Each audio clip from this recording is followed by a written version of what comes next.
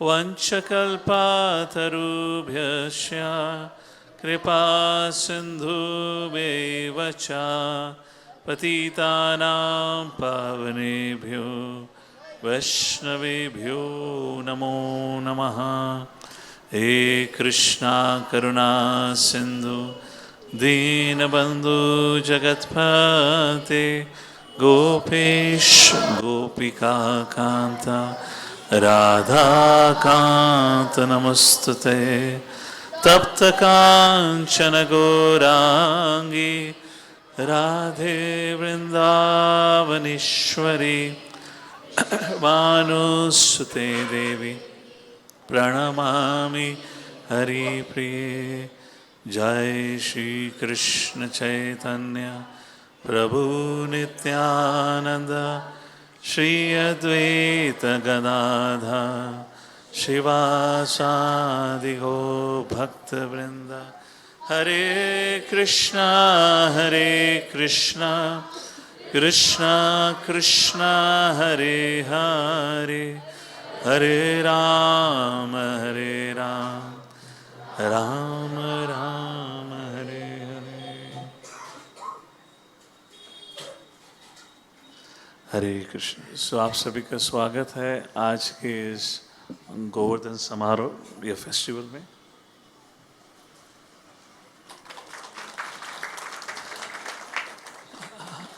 हमें से कितने लोग गोवर्धन एटलीस्ट दर्शन किया है? कितने लोग वृंदावन या गोवर्धन गए हैं? जरा हाथ उठाइए। या गुड, मैक्सिमम ऑफ यू। आप में से कितने लोगों ने गोवर्धन की परिक्रमा करी है? Many of you. अभी हम 3-4 दिन पहले या maybe hardly a week before, कितने लोग थे यहाँ से गोवर्धन परिक्रमा के लिए या गोवर्धन यात्रा के लिए जो गए हुए थे? सो ये मेरे जीवन का पहली बार ऐसा समय था जब मैं एक हफ्ते के लिए we were entirely at Govardhan. जो हमारा अकोमोडेशन था वाज राइट एट द परिक्रमा मार्ग और आते जाते डेली परिक्रमा होती ही थी। ऐसे interesting thing, I don't know आप लोगों ने उसके बारे में सोचा या नहीं, शायद ये पहली बार मैंने गोवर्धन के दिन गोवर्धन परिक्रमा करी। हजारों की संख्या में लोग थे। Too many devotees, too many individuals and what not. और एक अद्भुत सी स्थान था वहाँ हर प्रकार के ऑटो वाले थे जिनका कभी भी बटन हॉर्न से हटता नहीं था। हमें नॉइस पॉल्यूशन की अगर बात करी जाए तो उसकी कोई सीमा नहीं है। कुछ ऑटो वालों ने तो अपना स्टीरियो सिस्टम लगा रखा था, तो ऑटो चलाते थे, उनका अपना बैंड बाजा बजता हो जाता था। एक दिन की बात है, मैं रात को करीबन 11-11:30 बजे वापस चल के आ रहा था, तो रात को 11-11:30 बजे एक बैंड बाजा निकल रहा था। पीछे उस बैंड बाजे के नाचने वाले 10 लोग थे। उस पर स्पीकर उसने हमारे जो रथ यात्रा फेस्टिवल होता है पुणे में, उससे बड़े स्पीकर लगा रखे थे। 1 किलोमीटर तक एरिया वाइब्रेट हो रहा था एंड कुछ भी गाना बज रहा था। एक दिन तो मैं दोपहर में ही जा रहा था, तो दोपहर में भी एक मंडली निकली हुई थी, you know, sound big loud speaker लेकर उस प्रकार से। So when I was there, there was lot of chaos. It was quite chaotic, too noisy, too हल्ला गुल्ला। पर एक चीज़ अद्भुत थी देखने वाली, लोगों की श्रद्धा। कितना ही कुछ हल्ला गुल्ला क्यों ना मचाओ, कितना ही आतंक क्यों ना हो, कितना ही हंगामा क्यों ना हो, एंड नॉइज़ पॉल्यूशन की बात करें तो एयर पॉल्यूशन को तो छोड़ ही नहीं सकते। तो अच्छा एयर पॉल्यूशन भी था करके, उसमें भी स्थिति में अनेक संख्या में लोग वहाँ का परिक्रमा कर रहे थे। और जब मैं लोगों को देख रहा था, मेरे मन में सिर्फ यही प्रश्न था, क्यों आप सभी इतना परिश्रम क्यों कर रहे हो? Why you are doing this parikrama? तो जो लोग वृंदावन या गोवर्धन गए, आप लोगों ने देखा होगा, कुछ लोग सिर्फ साधारण चल के परिक्रमा करते हैं, कुछ लोग ऑटो में बैठ के परिक्रमा करते हैं, कुछ लोग बाइक में बैठ के परिक्रमा करते हैं, और कुछ लोग दंडवत परिक्रमा करते हैं। पूरी की पूरी 21 से 24 किलोमीटर की परिक्रमा है, वो दंडवत मार के परिक्रमा करते हैं। हम लोग चलते चलते हमारी हालत ख़राब हो गई थी। कितने लोगों ने जो परिक्रमा करी थी, जब चलने के बाद ऐसा लग रहा था कब परिक्रमा ख़त्म होगी, ये तपस्या कब ख़त्म होगी? हाथ खड़ा करो। और लग रहा था परिक्रमा का रास्ता ख़त्म ही नहीं हो रहा है। सोचिए, जो लोग दंडवत करते हैं, उस दंडवत परिक्रमा में भी कुछ लोग आप सभी ने देखे होंगे जिनके पास कम से कम 108 पत्थर रहते हैं, वो एक ही स्थान पर बैठकर एक एक पत्थर आगे रखकर एक ही जगह पर 108 बार दंडवत करते हैं। मैं तो सपने में भी नहीं सोच सकता, और अगर एक बार कर दिया तो पता नहीं दोबारा उठने की हिम्मत होगी नहीं होगी, जिस प्रकार से आजकल शरीर की क्षमता हो गई है। तो मैं बड़ा उत्सुक था, बड़ा इच्छुक था कि क्यों लोग परिक्रमा करते हैं। And it's a question for all of you also. अगर हम शास्त्र की दृष्टिकोण से देखा जाए तो कहा गया है आप किसी भी स्थान पर बैठकर प्रभु का नाम जप करिए, उससे सर्वोच्च सर्वोत्तम कोई और रास्ता नहीं है। आप लोगों ने भी जब परिक्रमा करी थी तो कितने लोगों का ध्यान पूर्वक नाम जप हो रहा था या बार बार ध्यान भटक रहा था। कभी बंदरों का डर था तो कभी ऑटो वालों का डर था, कभी भीड़ का डर था, या कभी किसी मिष्ठान भंडार पे आग चली गई तो फिर ब्रेकफास्ट की याद आ गई। ना जाने कितने कितने प्रकार के डिस्ट्रैक्शन थे, नहीं थे, plenty of distractions. So this was a question that I had. I said why, you know, okay, I have some understanding that we should do परिक्रमा, पर यहाँ तो इतने सारे लोग हैं, क्यों परिक्रमा कर रहे हैं? तो मैंने फिर लोगों से बात करनी शुरू करी। मैं कहा परिक्रमा पे क्यों आए हैं? Before I give them there, before I share उन लोग के जवाब क्या थे, I like to ask all of you, आप सबने परिक्रमा करी है, क्यों परिक्रमा करते हैं? कठिन है, संघर्ष है। जब इतना आसान तरीका दिया है कि घर बैठ के नाम जप कर सकते हैं, शास्त्र अध्ययन कर सकते हैं, तो इतनी कठिनाइयाँ क्यों लेनी है? ये पहली बार हुआ होगा। जब भी मैं पिछली बार मैंने गोवर्धन की परिक्रमा हर साल करी है, मेरा कभी ना कभी कोई पैर में चोट लग जाती है या कुछ ना कुछ। इस बार मैंने चप्पल पहन के करी, मैंने कहा इस बार बिना चप्पल के नहीं करूँगा। लास्ट टाइम करा था तो दोनों पैरों के दोनों नाखून होते हैं ना, पूरे जल कर राख हो गए थे। तो I was thinking you know some sin is going away. So any thoughts, why parikrama? आप लोग क्यों परिक्रमा करते हैं? पहले मैं नए लोगों से जानना चाहूँगा, फिर will come gradually to devotees. Why do parikrama? सब लोग कर रहे हैं, हम भी कर लेते हैं। गुरु महाराज ने कहा है, शिला प्रभुपाद जी ने करी थी। वाई परिक्रमा? Any thoughts? Yes please, quick inputs, you can speak it loudly.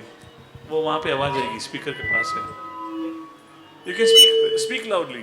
Hello, सुनाई दे रहा है, बोलिए बोलिए बोलिए।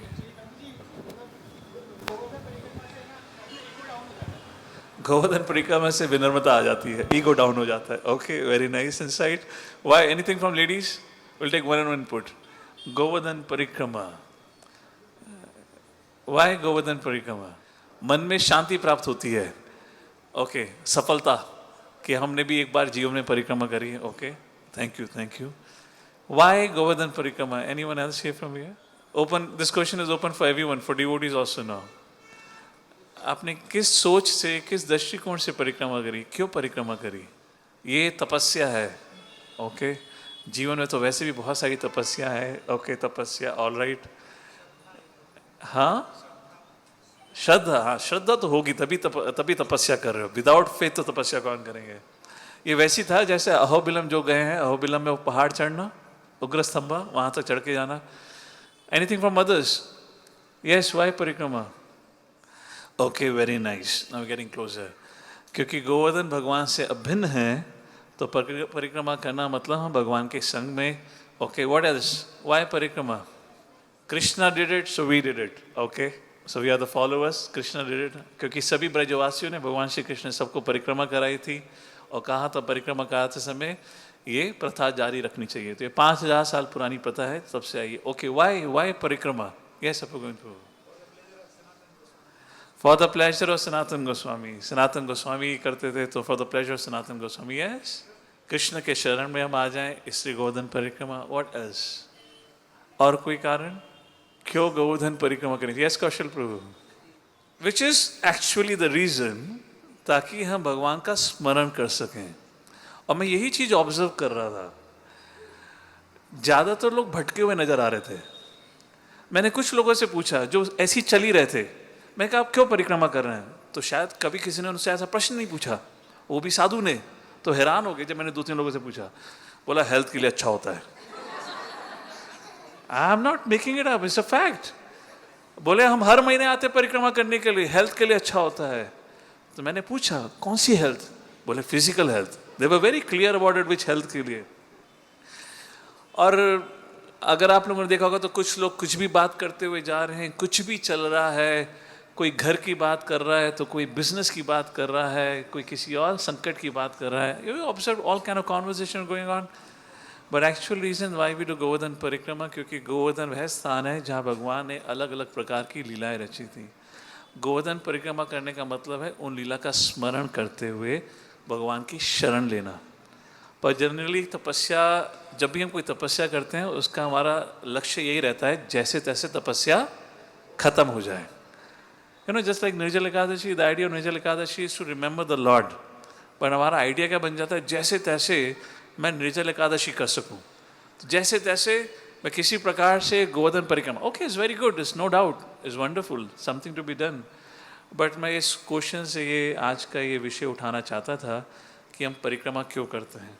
द आइडिया ऑफ गोवर्धन परिक्रमा इज टू रिमेंबर कि भगवान ने, तो इसलिए हम गोवर्धन परिक्रमा जाने से पहले मैंने कुछ भक्तों के संग श्रील जीवक गोस्वामी के द्वारा लिखा हुआ ग्रंथ गोपाल चंपू, उसमें किस प्रकार से परिक्रमा हुई थी उसका उल्लेख किया था। And I told devotees, I said मैं इसलिए आप लोग के संग ये लीला का इसका you know I am describing this past time, ताकि जब आप परिक्रमा कर रहे होगे तो आपको ध्यान होगा ये वही जगह है जब भगवान श्री कृष्ण सभी ग्वाल बाल गोपियों के साथ बड़े उत्साह के साथ उन्होंने ये परिक्रमा करी थी। तो आप परिक्रमा करते समय आपको उस चीज़ का स्मरण रहे, और साथ ही साथ अगर आपको पता है गोवर्धन पे क्या क्या स्थान है जहाँ भगवान ने किस किस प्रकार की लीला करी है, that is a whole idea. उस प्रकार से वह परिक्रमा फिर एक तपस्या नहीं बनती, एक रोमांच का विषय बनता है, एक आनंद आता है, एक उत्साह आता है। अदरवाइज जनरली वो परिक्रमा खत्म होने के बाद लोग को लगता है बस बहुत हो गया, now I need to retire from it. I like to read out something about what Shrila Prabhupada said. ये गोवर्धन परिक्रमा की बात है 1972। So Prabhupada ji morning walk in the sense Govardhan की परिक्रमा कर रहे थे अपने भक्तों के संग, जहाँ पे गिरिराज महाराज और हरि सौरी प्रभु थे। एक जगह पे श्रील प्रभुपाद जी रुकते हैं और पहाड़ी की तरफ देखने लगते हैं, बहुत देर तक देख रहे हैं, गोवर्धन की तरफ देख रहे हैं। एंड जो उनके शिष्य थे वो सोच रहे थे प्रभुपाद जी क्या देख रहे हैं, कोई पास टाइम देख रहे हैं या प्रभुपाद जी को कृष्णा नजर आ गए बांसुरी बजाते हुए पहाड़ियों में, क्या देख रहे हैं। And then Prabhupada said Govardhan is Krishna himself.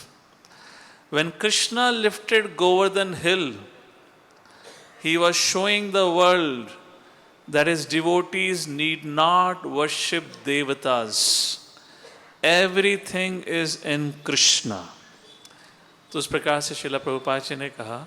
फिर प्रभुपाद जी अपनी नेत्र नीचे लाते हैं और वहाँ पे पड़े हुए छोटे छोटे पत्थरों की तरफ देखते हैं, और फिर प्रभुपाद जी कहते हैं Even one stone from Govardhan is worshipable. Each stone is Krishna, but one must not collect them whimsically. They are living beings. Govardhan का एक एक पत्थर जीवित है और वह स्वयं साक्षात भगवान श्री कृष्ण है। एंड देन प्रभुपाद जी ने कहा, then Prabhupada ji picked up one of the stone. He asked his disciple to pick up the stone, and Prabhupada ji ने वहाँ पर पूरा दंडवत प्रणाम किया। उसके बाद प्रभुपाद जी ने अपने हाथ में लिया और प्रभुपाद जी अपने हाथ में उस छोटे से पत्थर गोवर्धन शिला को हाथ में लेकर कहते हैं, देखिए भगवान कितने दयालु हैं, वह कितनी सरलता से हमारे आँखों के सामने प्रकट हो गए हैं, जिसके माध्यम से हम उनकी सेवा कर सकते हैं। और उस समय तो यहाँ गिरिराज महाराज कहते हैं, उस समय जब प्रभुपाद जी इस प्रकार से बात कर रहे थे तो प्रभुपाद जी हमें शिक्षा दे रहे थे कि कैसे भक्ति केवल थ्योरी नहीं है, बहुत प्रैक्टिकल है।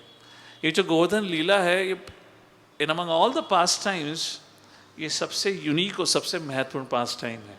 इसके बारे में मैं पिछले वर्षों में भी चर्चा करी है। आज मैं इसका थोड़ा दूसरा दृष्टिकोण देना चाहूँगा। आज हम गोवर्धन लीला को ब्रजवासियों के दृष्टिकोण से समझना चाहेंगे कि किस प्रकार से ब्रजवासियों ने देखा। और ब्रजवासियों के दृष्टिकोण से समझने से पहले ब्रजवासी कौन है उसके बारे में संक्षिप्त में मैं कुछ बातें कहना चाहूँगा। वो कहने से पहले Bhagavad Gita, can you show the verse, can you go to 7th chapter. हम 2 श्लोक पढ़ना चाहेंगे भगवद गीता के। भगवद गीता 7वां अध्याय 16वां श्लोक। भगवान श्री कृष्ण कहते हैं अर्जुन को, हे अर्जुन, चतुर्विधा भजन्ते माम जना सुकृतनो अर्जुनः आर्थो अर्थार्थ जिज्ञासु ज्ञानी चा भरता सबह। वो कहते हैं हे अर्जुन, 4 प्रकार की पुण्य आत्माएं मेरी शरण लेते हैं। सोचने वाली बातें ध्यान दीजिएगा। कौन सी 4 प्रकार की पुण्य आत्मा है? जना सुकृतनो अर्जुनः, पुण्य आत्मा। अर्थ हो जो दुखी है, जो अपने दुख का निवारण चाहता है। दूसरा अर्थार्थी, जिसको धन की इच्छा है, वो धन संपत्ति चाहता है। मैं भी जैसे गोवर्धन परिक्रमा के पास वृंदावन गया था, तो एक ब्रजवासी के घर गया था, तो उन्होंने बुलाया था, तो मेरी इच्छा थी कि मैं होके आऊँगा। वो बाकी बिहारी के बिल्कुल बराबर में रहते हैं। उसके लिए उनके घर जाने के लिए मुझे बहुत लंबा चलना पड़ा। और मेरे संग जो भक्त थे वो पूछ रहे थे, प्रभु जी आप इतने इच्छुक क्यों हो? हमें literally we have to walk for 1 hour. बहुत ट्रैफिक था, बहुत रश था, शायद संडे की बात है। मैं कहा नहीं, मैं उनके घर जाऊँगा, मुझे जाना है, ब्रजवासी ने बुलाया, I would like to go to their house.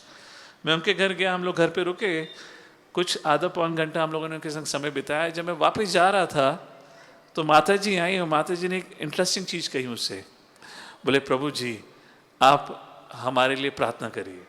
मैंने कहा ठीक है, बताइए क्या प्रार्थना करनी है। बोले प्रभु जी आप जब अगली बार आए तो भगवान श्री कृष्ण मेरे बेटे को, अभी हम इस छोटे से घर में रहते हैं, अगली बार बंगला दे दें। It's fact. मेरे संग भक्त थे, तो जब उन भक्तों से भी कह रहे थे, तो devotees are saying, Apurva Govind was there. बोले माता जी, प्रभु जी आप तो ब्रजवासी हैं, हमसे क्या प्रार्थना कर रहे हैं? पिछले 70 साल 80 साल से रह रहे हैं, और ये माता जी और परिवार पिछले 40 साल से निरंतर बाकी बिहारी के दर्शन लेते हैं। Just 5 minutes away from Banke Bihari, like this. So when I was going away, she told me this thing categorically. She said Prabhu ji अगली बार जब आए तो भगवान से प्रार्थना करिएगा, बस ये आशीर्वाद दे दीजिए मेरे बेटे के पास बड़ा सा बंगलो हो, ताकि हम ढंग से आपकी सेवा कर सकें। So I said, okay, what else can I say? I said, okay. And when I was walking out, I was thinking, ब्रजवासी, अलग अलग प्रकार के, बट स्टिल भगवान कहते हैं पुण्य आत्मा है। आर्थो अर्थात, इसमें कोई गलत नहीं है। भगवान से अपनी भौतिक इच्छाओं के लिए मांगना, भगवान ने मना नहीं करा है। आर्थो अर्थार्थी, जिज्ञासु, जो ज्ञान वर्धन करना चाहता है, जानना चाहता है, उत्सुक है, इच्छुक है, भगवान है, भगवान कौन है, उस प्रकार से।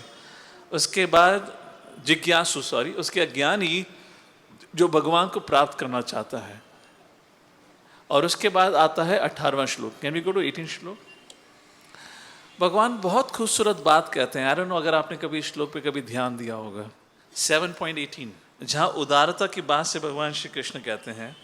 17वां अध्याय 18वां श्लोक का भगवान कहते हैं, उदार सर्व एवैते ज्ञानी तु आत्मैव मे मतम आस्थिता सा ही युक्तात्मा माम एवानुत्तमाम गतिम। भगवान कहते हैं देखिए, जो मैंने आपको 4 पुण्य आत्माओं के बारे में बताया है, दिस इज कृष्णा's वर्ड्स। हमारे दृष्टिकोण से कोई अगर भौतिक इच्छा रखे तो हो सकता है हम क्रिटिसाइज करें उसको, अरे कैसे भक्त हो। भगवान क्रिटिसाइज नहीं कर रहे हैं। भगवान क्या कहते हैं, उदार सर्व एवैते, ये बहुत उदार हैं। भगवान कह रहे हैं ये जो 4 प्रकार के लोग हैं, आर्थो अर्थात ही जिज्ञासु ज्ञानी, ये बहुत उदार हैं, बहुत मैग्नेनिमस हैं। उस प्रकार से भगवान श्री कृष्ण इन 4 भक्तों का गुणगान कर रहे हैं। तो पहली चीज, जब मैं श्लोक को एक समय पढ़ रहा था तो मैं सोच रहा था कि भगवान कितने दयालु होंगे।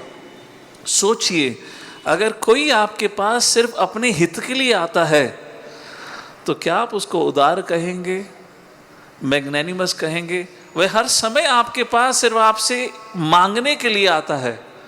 आर्थो अर्थात ही सब मांगने के लिए तो जा रहे हैं। भगवान इतने प्रसन्न हो रहे हैं, भगवान कह रहे हैं ये व्यक्ति उदार है। ये है हमारे 4 भक्त जिसका उल्लेख गीता में आता है। अब प्रश्न बनता है, ब्रजवासी कैसे भक्त होते हैं, वो कौन सी कैटेगरी में आते हैं? अगर ये 4 इतने उदार हैं जिसका उल्लेख भगवान कर रहे हैं, हुआ ब्रजवासी। अगर हम उनके मूड को समझेंगे तो फिर हम गोवर्धन लीला के बारे में संक्षिप्त में उल्लेख करेंगे। Then may be we can understand कि भगवान ने गोवर्धन लीला क्यों रची। जनरली साधारण दृष्टिकोण से देखा जाए, जब भी व्यक्ति चाहे भगवान का नाम जप करे कई सालों तक, इवन भक्ति में आने के बावजूद भी कई सालों तक चाहे भगवान का नाम जप करे, चाहे विग्रह की सेवा करे, चाहे भोग अर्पण करे, चाहे धाम यात्रा के लिए जाए या दर्शन के लिए जाए, हमेशा उसका सिर्फ एक ही लक्ष्य होता है, मेरा सुख, मेरा आनंद, मुझे अच्छा लगता है तो इसलिए मैं करता हूँ। How many of you agree? मैं ये नहीं कह रहा आप ऐसे करते हैं, but how many of you agree ये रहता है? यस, जनरली हर चीज में, परिक्रमा में के लिए भी, दर्शन के लिए भी, यात्रा के लिए, हर चीज में मेरा सुख। पर जब हम ब्रजवासियों की बात करते हैं, जैसे हम गोवर्धन की बात करेंगे आज, तो जब भगवान श्री कृष्ण ने गोवर्धन को उठा रखा था तो श्री दामा उनका दोस्त, उनका मित्र सोच रहा था, ही वॉज थिंकिंग, ये कृष्ण ने इतनी देर से अपने हाथों पे, छोटी सी उंगली पे इतने बड़े पहाड़ गोवर्धन को उठा रखा है, उसका हाथ थक गया होगा। मैं कृष्ण को कहता हूँ मुझे दे दे, थोड़ी देर मैं पकड़ लेता हूँ ताकि उसके हाथों को शांति मिले। उसने कृष्ण को बोला भी, कृष्ण ने मना करा। तो वे कृष्ण से कहता है, हे प्रभु, हे लाला, अगर तू गोवर्धन मुझे नहीं देना चाहता, कम से कम उल्टे हाथ से सीधे हाथ पे तो ले जा, ताकि मैं तेरे उल्टे हाथ को सहलाकर जो दर्द हो रहा होगा उसको मैं थोड़ी ठंडक दे सकूंगा। When I was reading about this pastime, I was like, this is called as madness in love. प्यार अंधा होता है ना? Is there any common sense here? There is no logic here. There is no rationality here. वो श्रीधामा जो ये एक इकलौती लीला है भगवान के समस्त लीलाओं में, जहाँ भगवान सभी प्रकार के संशय, कॉन्ट्रडिक्शन एक बार में ही समाप्त कर देते हैं। We'll talk about this later on.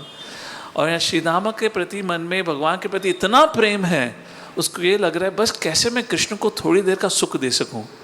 बेचारे कृष्ण का ये हाथ थक गया होगा, मैं अपने हाथों पे ले लेता हूँ। वो ये नहीं समझ रहा है पहाड़ है, कोई मशरूम नहीं है। प्रभुपाद उदाहरण देते हैं कि वो सोच रहे कि मैं अपने हाथ पे ले लूँ। प्रभुपाद जी एक बार एक प्रवचन में कहते हैं, सोचिए कौन कृष्ण के माता पिता सही में बनना चाहेंगे। कृष्ण की वृंदावन लीला में कितना आतंक था, कितना संकट था। कौन कृष्ण के माँ बाप बनने चाहेंगे? डेली कोई ना कोई असुर आकर उनके जीवन पर हमला किया करते थे, प्राणों पे। कितना आतंक, केवल बच्चे के जीवन पे नहीं, माता पिता की चिंता। कोई एक ऐसा दिन नहीं रहा होगा जहाँ माँ यशोदा नंद बाबा चिंता में ना रहे हों। फिर भी नंद बाबा यशोदा मैया कितना प्रेम करते थे। कभी ये नहीं बोलते थे जब से नालायक घर में पैदा हुआ है संकट ही संकट आ रहा है, एक दिन शांति का नहीं बीता है। And another lecture Srila Prabhupada was making a point, सोचिए वसुदेव और देवकी ने कितने कष्ट सहन किए। His Holiness Nathanath Maharaj was giving a lecture once on Janmashtami, he was making a point कि सोचिए कौन माता पिता है जिसको पता है कि मेरा अगर बच्चा जन्म लेते ही उसको कंस मार देगा, उसके बावजूद भी वो बच्चे को जन्म देंगे। Is unnecessary labour pain for the wife, उसके बाद is unnecessary emotional pain for the parents, knowing very well कि मेरे बच्चे को कंस मार देगा, उसके बावजूद वह 7वें पुत्र तक उस प्रकार संतान उत्पत्ति करते रहते हैं। अगर हम यहाँ लॉजिक लगाएं, रेशनैलिटी लगाएं, it will not make sense. This is utter madness out of love. क्यों? क्योंकि वसुदेव देवकी को कृष्ण की सेवा की इच्छा थी, क्योंकि कृष्ण की इच्छा है इस प्रकार से प्रकट होंगे।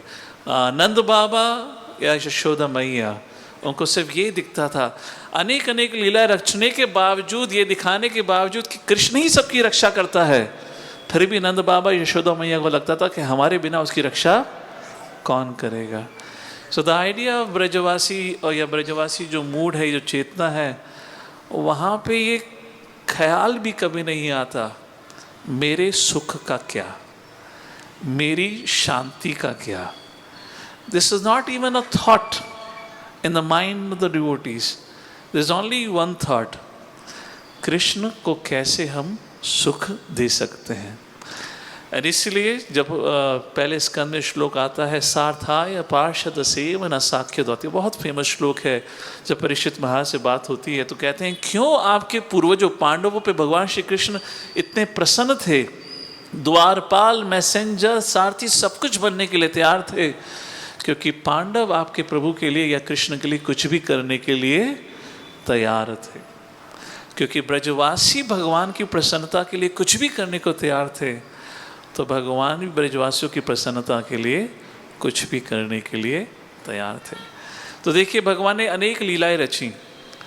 पूतना का वध किया, शक्तासुर का वध किया जब 3 महीने के थे, 1 साल के हुए तो तृणावत्र का वध किया। जब जब भगवान इन असुरों का नाश करते थे तो सब ब्रजवासी इकट्ठा हो जाते थे। सब यही सोचते थे, अरे एक तो ये बालक बहुत ही भाग्यशाली है और दूसरा इसको निश्चित विष्णु ने इसकी रक्षा करी है। और जब जब ऐसी स्थिति आती थी तो माँ यशोदा आके हमेशा विष्णु के मंत्रों का उच्चारण करती थी। चाहे कभी उन्होंने कालिया के ऊपर दूसरी लीला, जहाँ सभी लोगों ने देखा था भगवान ने किस प्रकार से अपनी शक्ति का एक एग्जीबिशन दिया था, सबने भगवान को कालिया के ऊपर नाचते हुए देखा था। यहाँ तक कि सबने उस कालिया लीला के बाद जब वो फॉरेस्ट फायर हुई थी और किस प्रकार से भगवान कृष्ण ने उस फॉरेस्ट फायर को अपने मुख में ले लिया था, सबने देखा था। फिर भी यही कहते थे नहीं नहीं ये भगवान नहीं हो सकता। अरे ये भगवान कैसे हो सकता है? जब भूख लगती है तो यशोदा के पास भाग जाता है। जब हम गोवर्धन लीला की बात करें, इसी महीने में सबसे प्रसिद्ध लीला होती है दामोदर लीला। ये दोनों लीलाएं बिल्कुल ऑपोजिट हैं। वह लीला जहाँ पे लीला की शुरुआत इसलिए होती है क्योंकि कृष्ण को भूख लग रही है, या भगवान को भूख कैसे लग सकती है? भूख लग रही है तो भूख नहीं पूरी हुई तो क्रोध आ गया। अरे भगवान को क्रोध कैसे आ सकता है? भगवान को क्रोध आ गया तो भगवान ने चोरी कर ली, या कृष्ण चोरी कैसे कर सकते हैं? चोरी कर ली तो चोरी के डर से जब यशोदा पीछे दौड़ी तो वही भगवान डर के भाग गए। भगवान डर के कैसे भाग सकते हैं? भगवान फिर पकड़े जाते हैं और पकड़ कर उनको उखल से बांध दिया जाता है। ये कैसा भगवान हो सकता है? और इस पूरी लीला में जो दामोदर लीला वहाँ पर है, it exhibits entire human weakness. किस प्रकार से एक छोटा बालक होगा, जिस प्रकार से लीला रचेगा, और उसके एंटायरली अपोजिट लीला आती है गोवर्धन लीला, जहाँ 7 दिन 7 रातों के लिए भगवान श्री कृष्ण अपने उल्टे हाथ की छोटी उंगली पर गोवर्धन को उठा के रखे हैं। इस लीला के बाद कृष्णा बुक जब पढ़ेंगे, आज मैं पढ़ रहा था तो चैप्टर आता है वंडरफुल कृष्णा। इस लीला का जो चैप्टर आता है बहुत इंटरेस्टिंग चैप्टर है। अब सभी आके चर्चा कर रहे हैं, यार ये कौन है? ये नंद बाबा ये कौन है? जब ये 3 दिन का था पूतना का वध किया, 3 महीने का शक्तासुर का, 1 साल का पूतना वो कहते हैं तृणावत्र, इत्यादि इत्यादि ये असुरों का नाश करता रहा। पर अब इसने तो 7 दिनों के लिए गोवर्धन को उठा लिया। ये वैसे ही उठा लिया जैसे एक हाथी कहते हैं कमल को अपने सूंड में उठा लेता है। कोई परिश्रम नहीं था, इतनी आसानी से उसने उठा लिया। बाहर बवंडर आया हुआ है, तेज हवा चल रही है, और हम लोग कितने शांति से, प्रेम से, जैसे एक अम्ब्रेला उठाया जाता है, उस अम्ब्रेला के नीचे भगवान श्री कृष्ण ने हम सबको शरण दे दिया। तो पहली बार नंद बाबा कहते हैं, सही कह रहे हो आप। मुझे याद है जब उस नामकरण के समय गर्ग मुनि आए थे तो उन्होंने कहा था कि आपका बालक कोई साधारण बालक नहीं है। And that whole pastime comes which Nand Baba explains. और कहते हैं एंड में गर्ग मुनि ने कहा था कि ये स्वयं साक्षात विष्णु या विष्णु के समान है। ये पहली लीला थी जहाँ सब लोग कहते हैं कि हाँ ये कृष्ण जो है ये एक साधारण बालक नहीं है, असाधारण है, ये भगवान ही हो सकता है। तो मेरे यहाँ कुछ प्रश्न है, then will get into the lila. देखिए इस सृष्टि को कौन उठा के रखता है? ये सृष्टि किसके ऊपर धारण हुई है? शेषनाग। वो शेषनाग कौन है? बलराम लीला में थे। तो भाई कृष्ण को इतनी मेहनत करने की क्या आवश्यकता थी? बलराम जी शेषनाग के रूप में गोवर्धन उठा सकते थे या नहीं? तो बलराम जी ने क्यों नहीं उठाया?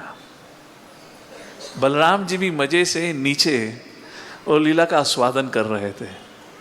और एक बार जाके नहीं बोला कृष्ण मैं हूं ना, वैसे भी धरती का भार है, सृष्टि का भार मैं उठाता हूं, तो क्या गोवर्धन का भार नहीं उठा सकता? तो क्यों बलराम जी ने शेषनाग के रूप में आके गोवर्धन को उठाया? सोचते रहिएगा। दूसरी चीज, ऐसा गोवर्धन लीला में क्या स्पेशल है? आप सभी ने इतिहास पढ़ा है, शास्त्र पढ़ा है, आप में से कुछ जानते होंगे। ऐसे अनेक उदाहरण हैं महापुरुषों के जिन्होंने पर्वत उठाए हैं। कोई उदाहरण आता है किसी ने पर्वत उठाया है? हनुमान जी ने पर्वत उठाया, ठीक है, उठा लिया, बात खत्म हो गई। आप कौन सा उसके लिए त्योहार बनाते हो? यस और नो? और किसने पर्वत उठाया है? बहुत से ने पर्वत उठाया है। और अगर हम रामायण से बात करें तो रावण ने उठाया। रावण ने उठाया था कैलाश पर्वत, उसने तो कैलाश उठा दिया था जिसके ऊपर शिवजी पार्वती बैठे थे। तो ऐसी कोई, अगर हम इतिहास के दृष्टिकोण से देखें तो यार बहुत से लोगों ने पहाड़ उठाए हैं। You know what is so special if Krishna lifted Govardhan? What is so special if Krishna lifted Govardhan? तो उस प्रकार के कुछ विषय रहेंगे जिसके बारे में मैं थोड़ा चर्चा करना चाहूँगा। I am just thinking what else I wanted to speak, what else about this Govardhan pastime. Alright, let's come to it. So हम ब्रज भूमि की, ब्रज वासियों की चेतना के बारे में बात कर चुके हैं, कॉन्ट्रडिक्शन की बात कर चुके हैं, किस प्रकार से कॉन्ट्रडिक्शंस रहे हैं। तो क्यों गोवर्धन लीला अनोखी है? उसमें 5 कारण हैं हमारे जो आचार्यवर बताते हैं। सबसे पहला कारण कहते हैं, देखिए हनुमान जी ने संजीवनी पर्वत उठाया, राइट? जो उस पर्वत को उठाया था वो कुछ समय के लिए उठाया था और 24 घंटे के अंदर वो लीला समाप्त होनी थी, वो हो भी गई थी। रावण ने भी कुछ समय के लिए उठाया था। तो सबसे पहला कारण बता दिया जाता है the scale of this pass time. भगवान श्री कृष्ण ने गोवर्धन को 7 दिन और 7 रातों तक के लिए उठा के रखा था। कोई और दूसरा उदाहरण ऐसा नहीं है। आपने देखा होगा वेट लिफ्टिंग, तो कई बार जब वो रेसलिंग, वो कहते हैं चैंपियनशिप होता है ना वेट लिफ्टिंग का, उसमें वेट लिफ्ट करा जाता है। आप कुछ सेकंड्स के लिए तो लिफ्ट कर सकते हो, पर 7 दिनों तक लिफ्ट करना, ऐसा कोई दूसरा उदाहरण नहीं है हमारे इतिहास में जिसने कभी किसी ने ऐसा करा हो। That's about it. दूसरा, उन्होंने कोई भी एफर्ट नहीं लगाया पर्वत को उठाने में, और वो अलग ही कारण है। वाई डिड ही डू, या हाथ पे पकड़ लेते, उंगली पे पकड़ लेते, वो भी उल्टा हाथ, एंड द पिंकी फिंगर, वो भी छोटी सी। तो जीव गोस्वामी जब इस लीला का उल्लेख करते हैं, कहते हैं कृष्ण ने ये लीला रची, उसका एक ही उद्देश्य था, इंद्रदेव को विनम्र बनाना। या here comes my third question to all of you can still thinking about it. कोई ऐसा पास टाइम, कोई ऐसा लीला नहीं है कृष्ण लीला में जहाँ किसी असुर ने पूतना वध करना चाहती थी तो नवजात शिशु का वध किया। अलग अलग असुर आए तो किसी का वध किया, किसी का वध करने का प्रयत्न किया। कालियों के द्वारा कहते हैं गाय एक प्रकार से मूर्छित हो गई थी, जो भी कहना चाहते हैं। पर इंद्रदेव की जो लीला थी वो इकलौता ऐसा पास टाइम है जहाँ इंद्रदेव ने पूरा प्रण ले लिया था पूरे व्रज भूमि को नाश करने का। एक एक पशु पक्षी जीव जंतु ब्रजवासी का नाश करने का प्रण कर लिया था। तो प्रश्न बनता है, भाई कंस ने काफी प्रयत्न किया पर ब्रजवासियों को इतनी हानि नहीं पहुंचाई, कृष्ण ने कंस का वध किया, तो इंद्र को क्यों माफ किया? Why was Indra forgiven? अरे वाह, उत्तर है आप पे, बताइए आप क्या कहना चाहते हैं। ओके, इंद्र के कारण, बहुत अच्छा उत्तर दे रहे हैं। इंद्र के कारण ब्रजवासी 7 दिन 7 रातों के लिए कृष्ण के संग आए, तो इसलिए भगवान ने उनको माफ कर दिया। Okay, very nice. What are the reasons to it? It's a valid question. Why did Krishna forgive? यार आप कृष्ण को कुछ भी कहो सही है, all right, Krishna will forgive, पर यहाँ उनके भक्तों को, ब्रजवासियों को मारने का प्रयत्न किया गया। Yet Krishna forgave Indra. We'll look into this. So दूसरा ये था। तीसरा, इस लीला की प्रमुखता क्या है? इस गोवर्धन लीला की प्रमुखता है कि इकलौती लीला है जिसमें व्रज के सभी जीव जंतु एक साथ आकर 7 दिन 7 रातों तक कृष्ण का दर्शन करते हैं। जो ब्रज की लीला है उसमें सबसे खूबसूरत दर्शन जो कहा जाता है कृष्ण का बताया जाता है, जब कृष्ण गाय चरा के जब वापस आया करते थे, वो सबसे खूबसूरत दर्शन बताया जाता है। बांसुरी बजाते हुए जब वृंदावन में एंटर करते थे, तो जब तक गायें कृष्ण के संग थी तो गाय बड़ी खुश हुआ करती थी, और पर जब कृष्ण वापस आते थे तो वो अपने माता पिता के पास चले आते थे, तो रात भर गाय, बछड़े और जो गोपा थे वो इस सोच में रहते थे कब सूर्य उदय होगा, कब कृष्ण के संग समय बिताने का मौका मिलेगा। और जब कृष्ण वन में चले जाते थे, पूरे दिन भर इस आशा में सारी गोपियां माता पिता बैठे रहते थे कि कब कृष्ण का दर्शन होगा। इकलौती लीला है जिसमें 7 दिन 7 रातों तक सब भक्तों की इच्छा पूर्ति हुई। तीसरा, चौथा जो बताया गया है, द इनकम्पैरेबिलिटी। कहा गया है हनुमान जी ने संजीवनी पर्वत को उठाया, रावण ने कैलाश पर्वत को उठाया, परंतु कृष्ण ने 7 साल की उम्र में कृष्ण ने इस पर्वत को उठाया, विच इज़ इनकम्पैरेबल। और जो पांचवा है जिसके बारे में प्रभुपाद जी भी कहते हैं कारण इस गोवर्धन लीला की विशेषता का, द इनएविटेबिलिटी। जब भी कोई प्रभुपाद जी को चैलेंज करता था मैं भगवान हूँ, तो प्रभुपाद कहते थे तुम भगवान हो, गोवर्धन पर्वत को उठा के दिखाओ फिर विश्वास करूँगा। तो इस गोवर्धन लीला के माध्यम से ये समय समय के लिए प्रकट हो गया कि भगवान कौन है, उस प्रकार से। और let me answer the question, why Balaram ji did not lift Govardhan? Any thoughts? Balaram ji ने शेषनाग के रूप में गोवर्धन को क्यों नहीं उठाया? अब देखिए, हमें पता है भगवान है कृष्ण, उनको कोई संकट नहीं आया होगा, पर प्रेम के नेत्रों से देखोगे तो हमें लगेगा कि कितना कष्ट आया होगा, हाँ या ना? तो why would Balram ji allow Krishna to go through the pain of holding Govardhan for 7 days 7 nights? भगवान की दृष्टिकोण से कुछ नहीं था, बट प्रेम की दृष्टिकोण से तो बहुत कष्ट हुआ होगा। तो why would Balram ji allow that? अच्छा, ब्रजवासी पूरे डाउट में थे तो वो स्पष्ट करने के लिए। Okay, what else? Yes, he wanted to see love of Brajavasis towards Krishna. What else? That was the only way. Krishna can never have only way. Krishna would always have many ways to reciprocate. Okay, what else? I'll just car park this question. When I briefly go into the pastime, then I'll tell you why. Then you'll understand that. All right. With that, okay, uniqueness हम बात कर चुके हैं क्योंकि सब लोग एक साथ थे। द यूनिकनेसेस, ये इकलौता ऐसी लीला है जिसमें सभी ब्रजवासी एक साथ थे। जब भगवान माखन चोरी किया करते थे तो गोपियाँ देखा करती थी, जब वो वन में जाया करते थे तो गोपा देखा करते, असुरों का वध करते थे तो कुछ गोपा देखा करते थे इत्यादि। रास लीला हुई तो गोपियों के संग हुई, परंतु इकलौती लीला है जहाँ पे पूर्ण का पूरा ब्रजवासी एक साथ थे। Alright, so let me give a brief narration. All of you know this whole pastime. ये कहानी 3 भागों में आती है। पहला भाग है इससे पहले वो ब्राह्मण वाली लीला हुई थी, ब्राह्मण पत्नी वाला पास टाइम हुआ था। तो कृष्णा बलराम यहाँ देखते हैं कि एक समय की बात है, वन में नंद बाबा और गोप बहुत बड़े यज्ञ की तैयारी कर रहे हैं। तो ये पहला पार्ट है इस कहानी का। So of course Krishna knows everything, why not.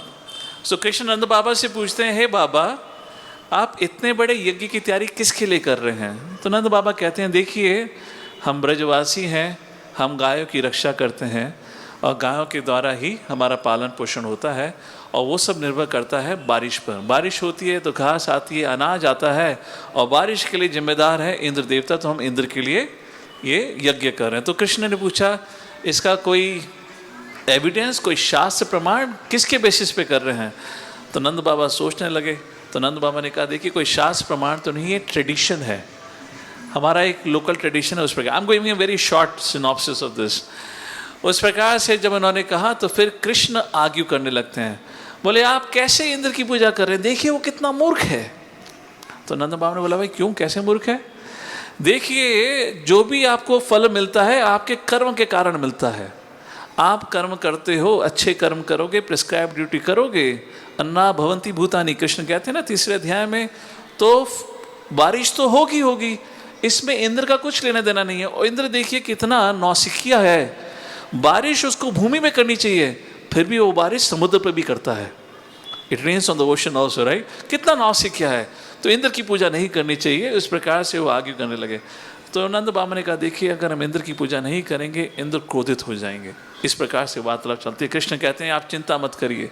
तो नंद बाबा कहते हैं देखिए ठीक है, हे कृष्णा तुम चाहते हो। तो कृष्ण ने कहा देखिए हम लोगों का पालन पोषण संरक्षण कौन करता है? वृंदावन का वन, ये गोवर्धन, गोवर्धन के माध्यम से हमारी गाय को घास मिलता है, पानी मिलता है, अनाज मिलता है। तो अगर किसी की पूजा होनी चाहिए, किसी की प्रसन्नता के लिए यज्ञ होना चाहिए, तो गोवर्धन के लिए होना चाहिए। तो नंद बाबा ने कहा हे कृष्ण क्यों ना हम ऐसा करते हैं, हम 2 यज्ञ करते हैं, एक इंद्र के लिए और एक तुम्हारे गोवर्धन के लिए। तो कृष्ण बोले नहीं नहीं नहीं, ऐसा नहीं हो सकता। तो उस समय जीवा गोस्वामी कहते हैं क्यों उन्होंने इंसिस्ट किया?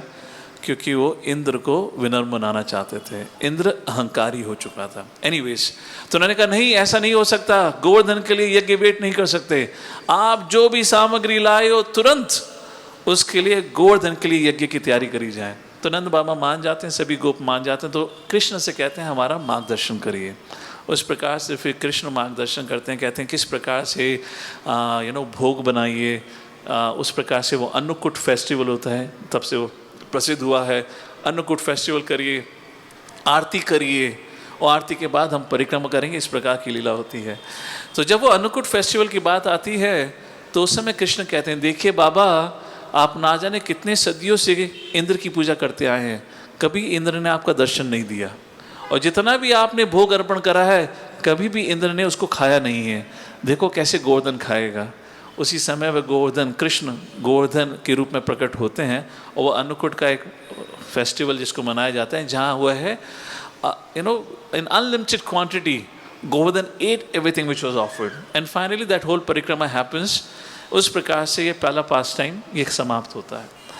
अब ये तो ख़त्म हो गया, और बहुत उत्साह से बड़े प्रेम से, तो जो एक रिचुअल होना था उसको भगवान एक बहुत रोमांचकारी फेस्टिवल में बना देते हैं। And that is the beauty of bhakti, that is what Prabhupada gave. कभी आपने भक्ति में आने से पहले, इस्कॉन में आने से पहले कभी भजनों पे नाचा है?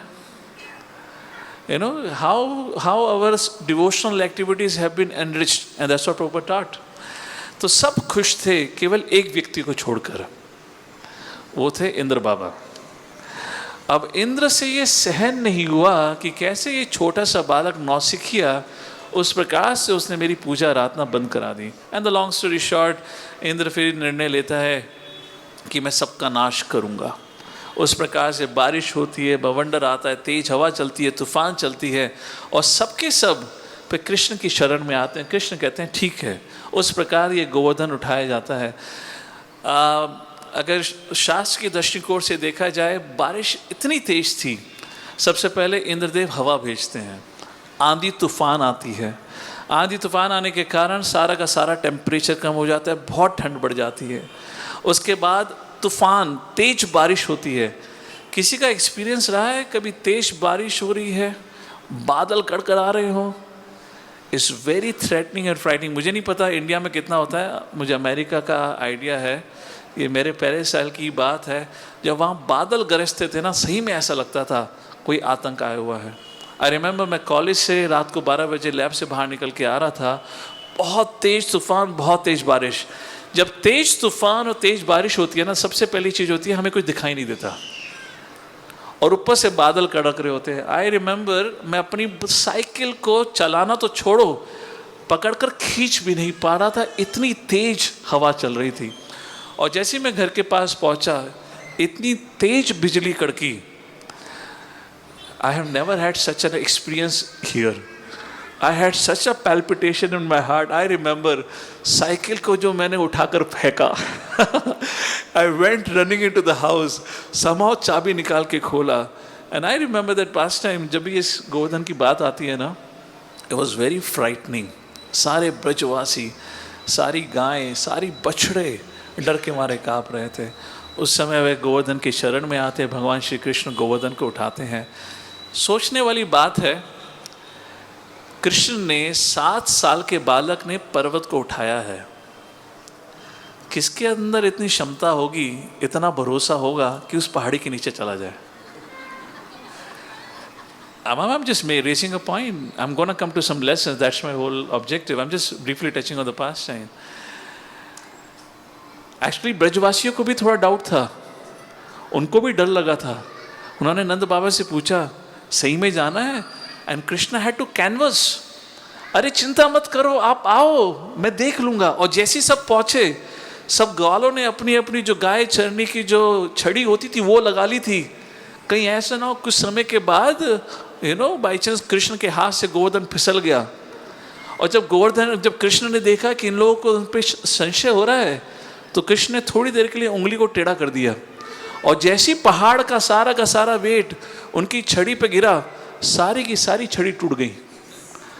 अब सोचो, maybe I can just touch upon a point. Let me ask a question to all of you here. This is something when I was doing परिक्रमा, I was thinking about it. देखिए, इंद्र ने आंधी तूफान लाया, बारिश लाया। हम कितने सारे पास टाइम सुनते हैं, वो माधवाचार्य जी का पास टाइम आता है उड़ीबी में।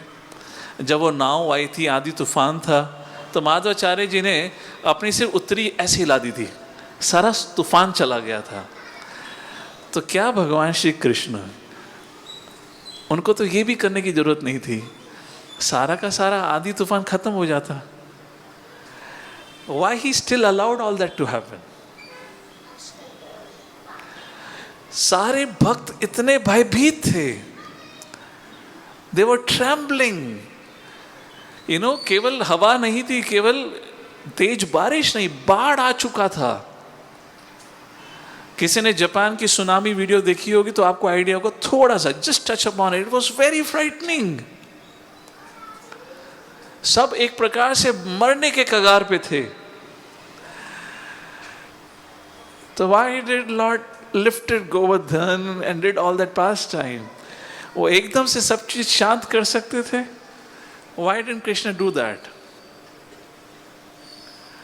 सबका एकदम से अगर वो संकट चला जाता, भगवान कर सकते थे, हाँ या ना?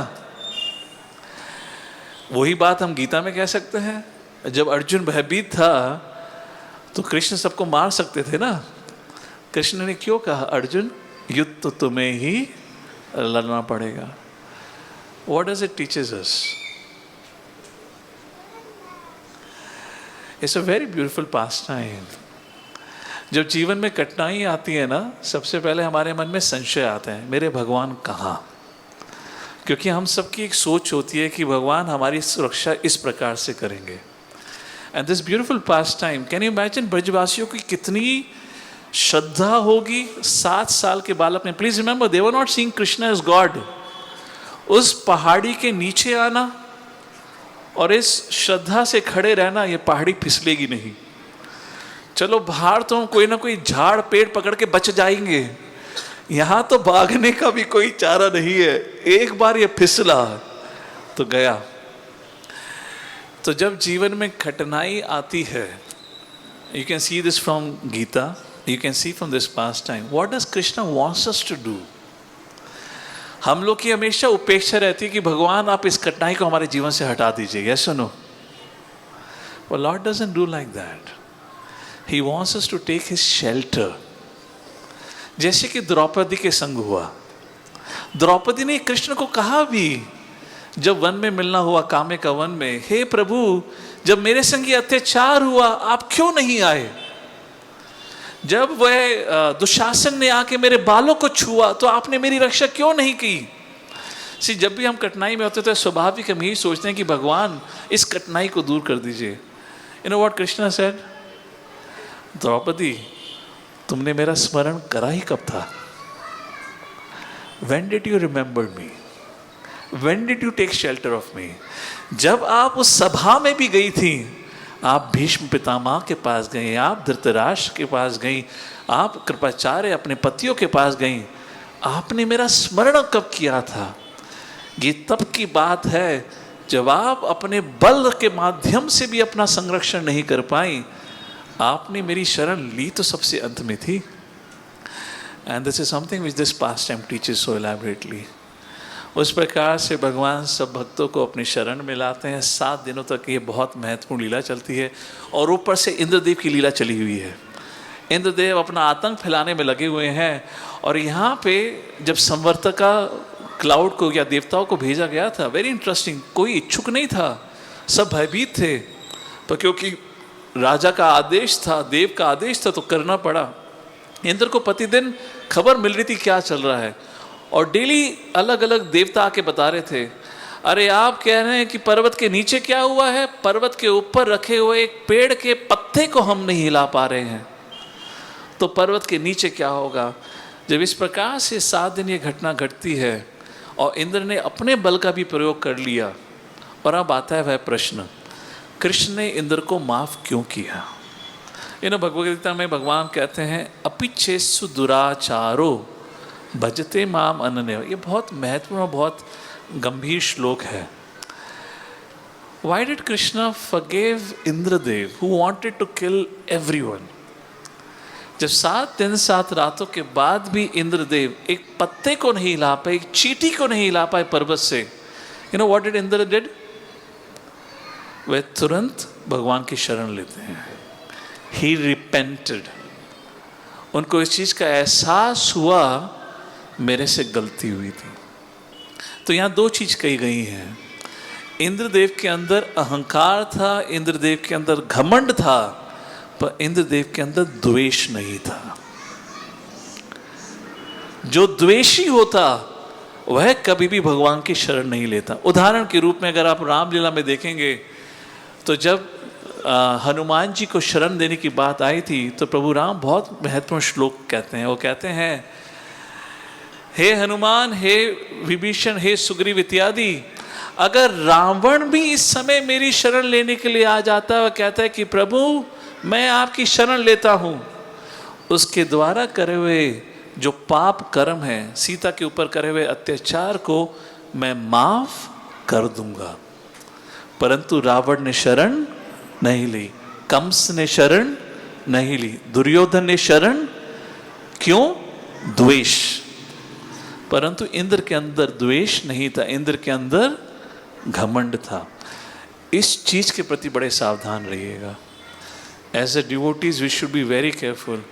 आप एरोगेंट हो जाइए, प्राउड हो जाइए, इगोइस्टिक हो जाइए, पर never become envious. Never become envious of devotees. क्योंकि आप भक्तों के प्रति द्वेषी होंगे तो भगवान के प्रति स्वाभाविक रूप से आप द्वेषी होंगे। B very careful. क्योंकि इंद्र ने उस प्रकार घमंड के कारण करा था, वो तुरंत भगवान की शरण ले पाया। और उसी समय बहुत इंटरेस्टिंग चीज होती है, जीव गोस्वामी गोपाल चंपू में लिखते हैं, कंस के जो साथी थे वो देख रहे थे क्या चल रहा है, तो कंस अपना कहते हैं मैसेंजर भेजता है इंद्र के पास, कहता है देखिए ये जो आपके ब्रजवासी हैं आपकी इज्जत करना नहीं जानते, हम आपकी पूजा आराधना करेंगे, आप हमसे प्रसन्न होइए, हम संजी करते हैं, क्या कहते हैं, we let's do a partnership. और जब इंद्र को ये बात पता चली, सो इंद्र का एक और अर्थ है जो इंद्रदेव स्वयं कहते हैं। इंद्र का अर्थ है जो परिवार में खटास पैदा करे। तो इंद्रदेव कहते हैं देखो आज मैंने अपना नाम पूरा कर ही दिया, मैंने अपने ही वैष्णव समाज में खटास पैदा कर दी है। मेरी गलती के कारण, अहंकार के कारण, देखिए मैंने ब्रजवासियों के संग क्या किया है। I mean imagine if it was Duryodhan, वो तुरंत भगवान के द्वेषी के संग हाथ मिला लेता। अब just giving this thing to help you understand, Indra के अंदर द्वेष नहीं था, इंद्र के अंदर घमंड आ चुका था। उस कारणवश इंद्र शरण लेते हैं और शरण लेने के बाद भगवान उनको माफ़ करते हैं। इस प्रकार से ये कहानी चलती है। फिर अंत में कहानी के बाद जो तीसरा भाग है वह है अब इंद्रदेव कृष्ण के समक्ष कैसे आए। गोवर्धन लीला समाप्त हो चुकी है, ब्रजवासी जा चुके हैं, ब्रजवासी सब चिंता कर रहे हैं ये कृष्ण कौन है, सब ने कहा कृष्ण भगवान होंगे, ये बात हो चुकी है। अब इंद्रदेव अपने गुरु के पास जाते हैं, बृहस्पति के पास, और बृहस्पति से कहते हैं देखिए आप तो गुरुवर थे, आपको मुझे समझाना चाहिए था, मैं गलत राह पे गया था, तो आपने मुझे डांटा क्यों नहीं। बृहस्पति ने कहा तू सुनने वाला होता तो डांटता ना मैं, तो इतना घमंडी हो चुका था तो किसी के नहीं सुनता। तो इंद्रदेव ने कहा मैं क्या करूं अब, Now can you imagine how Indra have realized this Krishna is a supreme personality of Godhead? अब उसके अंदर कितना भय होगा, how do I approach Krishna? So Indra ji गए ब्रह्मा जी के पास. ब्रह्मा जी बोले बाहर से निकल जा, मेरी ऑलरेडी लीला पास टाइम हो चुकी है, ब्रह्मा विमोहन लीला. मैं ऑलरेडी जमीन पे लेट कर आ चुका हूँ 4 सिरों के साथ, मैं तेरे केस में नहीं पड़ने वाला, तू वहीं से बाहर निकल जा. जोक सपाट. तो ब्रह्मा जी ने कहा देखिए कृष्ण को पसंद है, कृष्ण है ग्वाले, सो कृष्ण को पसंद है गाय, तो आप कृपा करके सुरभि माता के पास जाएं और सुरभि माता की शरण लेकर कृष्ण के समक्ष जाएं. तो प्रभुपाद जी कृष्णा बुक में लिखते हैं जब सुरभि के संग वह माता के संग जब वो कृष्ण के समक्ष गए तो इंद्रदेव ने गाय की पूंछ पकड़ी हुई थी और सुरभि के पीछे छुप छुप के चल रहे थे, कहीं ऐसा ना हो कृष्ण की नजर पहले मेरे पे पड़ जाए, क्योंकि वो चाहते थे कृष्ण पहले किसको देखे, सुरभि, उनका मन शांत हो जाए और फिर पीछे से मैं निकलूंगा, फिर मैं अपना दर्शन दूंगा. And it's very again this is a whole big past, I not go in details. You know जब पूरी लीला खत्म होती है तो भगवान भी वन में अलग चले जाते हैं प्राइवेट में, क्योंकि इंद्रदेव सेवा तो करते ही हैं, तो प्राइवेट चेस्टाइजमेंट देने के लिए तो उन्होंने सही में seriously you know he didn't wanted to make this a public thing. अगर ब्रजवासियों के सामने करते तो इंद्र की क्या इज्जत रह जाती. उस प्रकार से पास टाइम होता है, इंद्रदेव आके माफ़ी मांगते हैं और उस समय इंद्रदेव भगवान श्री कृष्ण को नाम देते हैं गोविंद. तो गोवर्धन, गो के 2 अर्थ होते हैं. गो का मतलब होता है गाय, वर्धन मतलब जो गाय का पालन पोषण करे.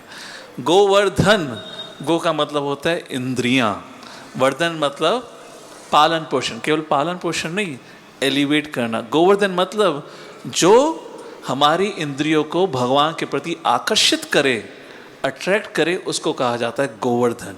इसलिए गोवर्धन परिक्रमा करी जाती है ताकि परिक्रमा के माध्यम से भगवान की अलग अलग लीला का स्मरण करते हुए हम भगवान के प्रति आसक्ति या आकर्षित हो सकें. उस प्रकार से ये लीला चलती है, उस प्रकार से ये कहानी घटी. एंड भगवान इंद्रदेव को माफ़ करते हैं, इंद्रदेव चले जाते हैं, उस प्रकार से कहानी खत्म होती है. And here is one last few pointers on it. सबसे पहले बलराम जी ने शेषनाग के रूप में गोवर्धन को क्यों नहीं उठाया, इंद्रदेव को क्यों माफ किया, वो मैं बता चुका हूँ. घमंड था, द्वेष नहीं था. सो बी केयरफुल. दूसरी हमने बात करी, भगवान चाहते तो उस संकट को पहले ही खत्म कर सकते थे, पर भगवान ने संकट को खत्म नहीं करा. भगवान चाहते थे भक्त उनकी शरण लें और शरण के माध्यम से उस संकट को खत्म किया. That was the second thing. And तीसरी चीज, बलराम जी ने शेषनाग के रूप में गोवर्धन को क्यों नहीं उठाया. भगवान श्री कृष्ण भगवद गीता में कहते हैं, हे अर्जुन, आप घोषणा करिए कभी भी मेरे भक्तों का नाश ना में भक्ता प्रणश्यति, मैं अपने भक्तों का संरक्षण स्वयं करूंगा. अब इस लीला की शुरुआत किसने करी, कृष्ण ने, क्योंकि कृष्ण ने इंद्र की पूजा रोकी, उसके कारण संकट किसकी वजह से आया, भगवान श्री कृष्ण की वजह से ब्रजवासियों पे संकट आया. ब्रजवासियों ने शरण किसकी ली, कृष्ण की. तो भगवान स्वयं अपने भक्तों का संरक्षण करते हैं. और अगर यहाँ बलराम जी आ जाते तो ये कृष्ण जी को पसंद नहीं आता.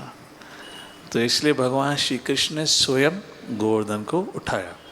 नाम में भक्ता प्रणश्यति, जो उनकी शरण लेते हैं उस प्रकार से भगवान उनको संरक्षण देते हैं.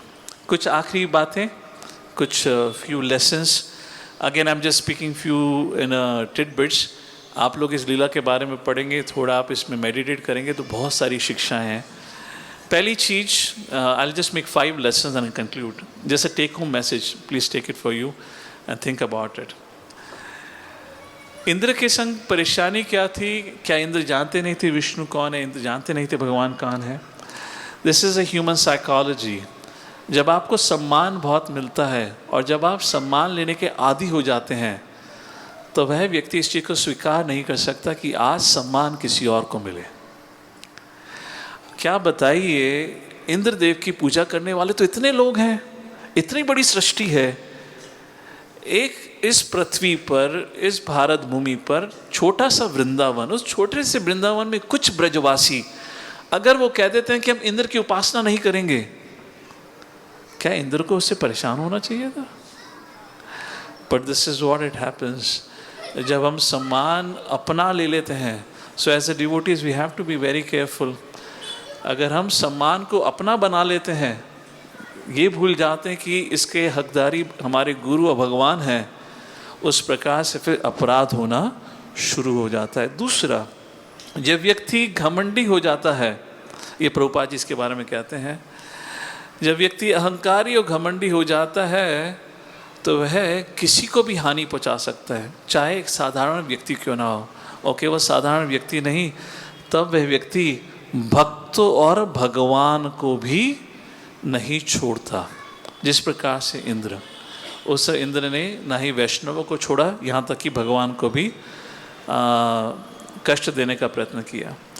तीसरा, इस इंद्र की गलती से जो हम सीख सकते हैं, वही इंद्रदेव जब यज्ञ करते थे तो विष्णु जी प्रकट होते थे।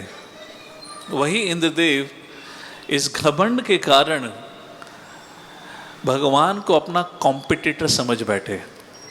तो जब वो इंद्र के प्रति, जब इंद्रदेव आके प्रार्थनाएं करते हैं ना, उस प्रार्थना में कहते हैं, I am reading his words, Indradev ने कहा, my dear lord, being puffed up by my false prestige, I thought that you have offended me by not allowing the cowherd men to perform the Indra Yajna.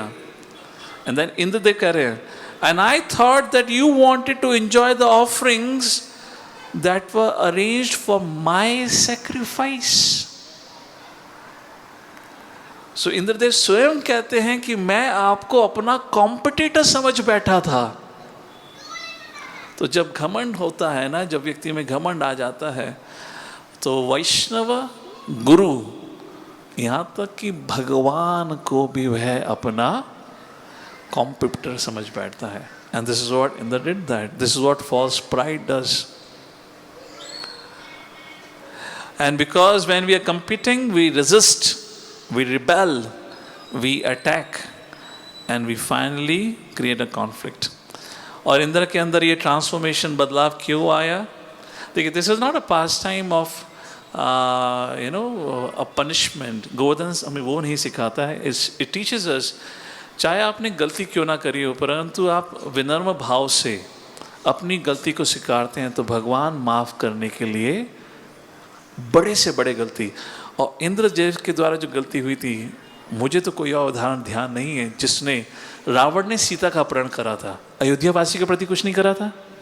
Kans Krishna को मारना चाहते थे, उसके बीच में एकाद आ गया, बात अलग है। पर Indradev wanted to kill everyone, no other example like that, yet lord was willing to forgive him. So, did I discuss 5 lessons? 3 lessons. Where are my other 5? Okay, 3 lessons only. Yeah.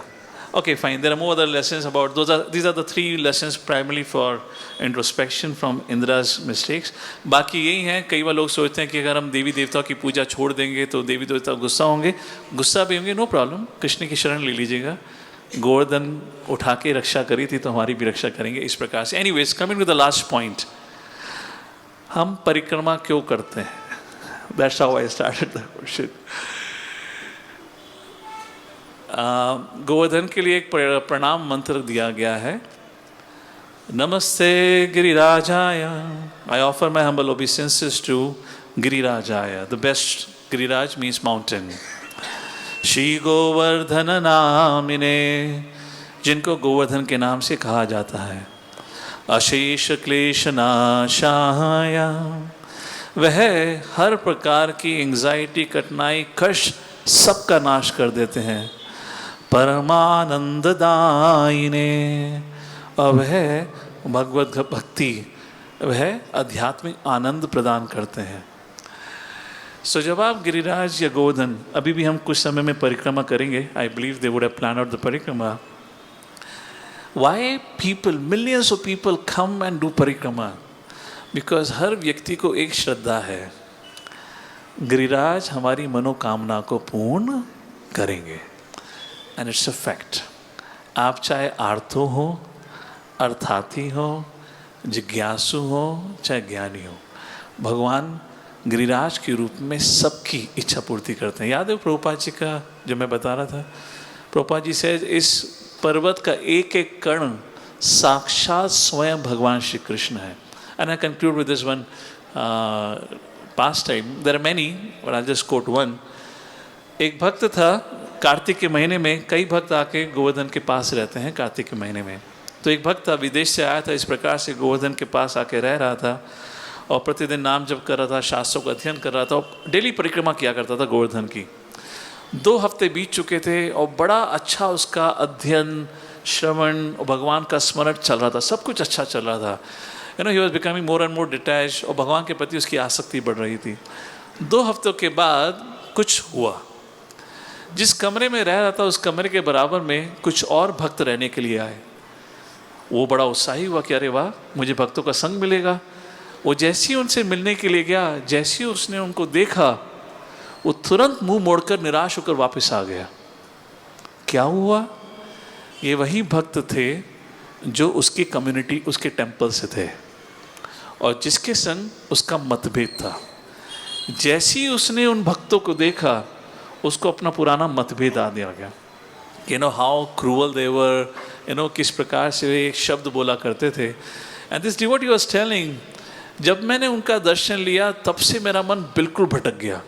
मैं नाम जप करने बैठूं, मेरा नाम जप में मन ना लगे। क्यों? मुझे उन भक्तों के द्वारा मेरे संग जो भी व्यवहार हुआ था, मुझे उस चीज़ का स्मरण होना शुरू हो गया और अब मेरा गोवर्धन में कार्तिक महीने में मन नहीं लग रहा था। उसने बोला, मैंने 2-3 दिनों तक बहुत प्रयत्न करा कि मैं उस चीज़ को भुला दूं, I may forget and you know I can just continue with my consciousness. बोला 3 दिन हताश होने के बाद, निराश होने के बाद उसने सोचा कि अब कोई और मौका नहीं है, मुझे वापस चले जाना चाहिए, I can not live at Govardhan here. तो उसने सोचा चौथे दिन जाने से पहले आखिरी बार परिक्रमा करता हूँ। और परिक्रमा करते समय उसके मन में सिर्फ एक ही प्रार्थना थी, हे प्रभु, मैं सब कुछ छोड़कर 1 महीने की छुट्टी लेकर आपकी शरण लेने आया। मैंने आपकी शरण भी ली। देखिए, एक रिलेशनशिप जिसमें मेरा थोड़ा मन खट्टा हो गया, आपने भी ऐसी स्थिति पैदा कर दी, पूरे गोवर्धन में मेरे बराबर वाला कमरा दिया उनको। और जब से वो आए हैं मेरा मन इतना दुखी हो गया है। अब आपसे ही प्रार्थना है, आप इस चीज़ का सुलह करिए, क्योंकि मेरा मन पे मेरा कोई नियंत्रण नहीं है। He completed his parikrama. It was early in the morning. He came back to his room. These are his words. He came back to his room. वो कहता है, सडनली कुछ हुआ। ये जो भक्त था जिससे मेरा मतभेद था, वो दूसरे कमरे से मेरे कमरे में आते हैं और पूरा प्रणाम करते हैं। With tears in his eyes, उन्होंने मुझसे माफ़ी मांगी और मुझसे बोला कि मुझसे गलती हो गई है, मुझे कृपा करके माफ़ कर दीजिए। And this devotee was saying, I was shocked. And I asked him, कि आपको आए हुए 4 दिन हो गए हैं, ऐसा क्या हुआ? हम तो इतने सालों से एक दूसरे को जानते हैं, आपने कभी तो कुछ ऐसा मुझसे कभी माफ़ी नहीं मांगी। आज आपकी आंखों में आंसू आए हुए हैं, आप मुझसे माफ़ी मांग रहे हो कि आपने जो करा था वो गलत हुआ था, आप मुझसे माफ़ी मांग रहे हो, ऐसा क्या हुआ? This devotee was saying that Vaishnava told him, मुझे नहीं पता क्या हुआ, मुझे ये प्रेरणा आई, मैं नहीं पता मैं यहाँ कैसे आ गया, मुझे नहीं पता मैं कैसे तुम्हारे सामने मैंने दंडवत प्रणाम किए, मुझे नहीं पता मेरे आंखों से आंसू कैसे निकल रहे हैं, पर ये मुझसे हुआ है और मुझे इस चीज़ का एहसास हो गया है, मैंने आपके संग जो व्यवहार किया था वो गलत था। And this what you are telling me, he said, जब से वो इंसिडेंट हुआ है ना, my faith has become so strong. जब भी हम गिरिराज जी की शरण लेते हैं, ये 5000 साल पहले की बात नहीं है, आज भी है। अगर सोचिए भगवान चाहते तो उस भक्त को कहीं और रखते, उस भक्त को उसके जीवन से कहीं और ले जाते, पर भगवान ने उसके जीवन की कठिनाई उसके सामने लाई और भगवान क्या चाहते थे? तू मेरी शरण ले। And the moment this devotee took shelter of Giriraj, everything got sorted out. तो जब हम इस बार यात्रा में भी थे, कुछ लोग devotees are asking me for something कि प्रभु जी हमें महाराज के दर्शन होंगे, महाराज के दर्शन कराइए। मैंने कहा ये हमारी बस की नहीं है, पर आप गिरिराज से प्रार्थना करिए. And I can tell you all those devotees, the very next day the message, Prabhu ji हमने कल रात ही प्रार्थना करी, just today I got the chance to meet Maharaj. मैं कहा see Giriraj hears everyone's prayer, and this is the only reason why lakhs and lakhs of people they come and do parikrama. उनको कहीं ना कहीं ये श्रद्धा है, गिरिराज हमारी सुनेंगे और गिरिराज हमारी मनोकामना का पूर्ण करेंगे. अब उनकी मनोकामना कुछ भी हो सकती है, we don't have to comment on that. उनकी इच्छा वैसी हो सकती है कि प्रभु जी अगली बार आए तो मेरे बेटे के पास बंगलो होना चाहिए, हमें स्वीकारना पड़ेगा. क्यों? जैसे मैंने बताया, भगवान जी कहते हैं भगवद गीता में, उदार, ये लोग बहुत मैग्नानिमस हैं, कम से कम मेरी शरण में तो आए. तो भगवान जी किसी को भी शरण से नहीं, you know, those who are willing to come and take shelter of Giriraj, Krishna welcomes. इसलिए चाहे शास्त्र में श्रद्धा हो, भगवान में पूर्ण भरोसा हो या ना हो, जीवन शैली कैसी भी हो, उन सभी हर एक व्यक्ति की इतनी तो श्रद्धा है, गिरिराज हमारी प्रार्थना सुनते हैं. तो आज जब अब कुछ ही देर में हम परिक्रमा करेंगे, कीर्तन करेंगे, that will be the last part of it. Am I correct, Kaushal Prabhu? We have a parikrama planned, so they would announce how we're going to do parikrama. कृपा करके ब्रजवासियों के भांति उनकी भाव कैसा होता है वो हमने आपको बताने का प्रयत्न किया. That is the highest. जहाँ वो अपने सुख के लिए नहीं, वो सिर्फ भगवान के सुख के लिए सेवा करना चाहते हैं. एक बार उस प्रकार से प्रार्थना करते हुए जब आप गिरिराज के प्रति यहाँ परीक्षण करेंगे तो उनसे प्रार्थना करिएगा कि हमारे मन में वे भाव लाएं, भगवान के प्रति भक्ति भाव लाएं, और कृपा करके आप हमारा मार्गदर्शन करें, एक सच्चे गुरु का आश्रय प्रदान करें और हमारे जीवन में भक्ति का उदय दें, या भक्ति का आगमन हो, ताकि हम आपसे प्रेममय संबंध जोड़ सकें. सोचिए, जिसका भगवान के संग संबंध है, क्या उसके पास किसी चीज़ की कमी हो सकती है क्या? तो धन संपत्ति या हमारा अमेरिका का वीज़ा लग जाए, वो सब इच्छाएं कामना को छोड़कर एक बार शुद्ध भक्ति की इच्छा रखकर परिक्रमा करिएगा. This is some few thoughts. Govardhan क्या है, गोवर्धन परिक्रमा क्यों करते हैं, और इंद्रदेव के माध्यम से हम क्या सीख सकते हैं. कृपा करके घमंडी हो जाइएगा, नो प्रॉब्लम, पर द्वेषी कभी मत होइएगा. Is very dangerous. Never ever become envious of devotees. वहीं से फिर भगवान के प्रति द्वेष होता, भगवान उसको कभी माफ नहीं करेंगे. जगद्गुरु श्रील प्रभुपाद की, श्री गिरिराज गोवर्धन की.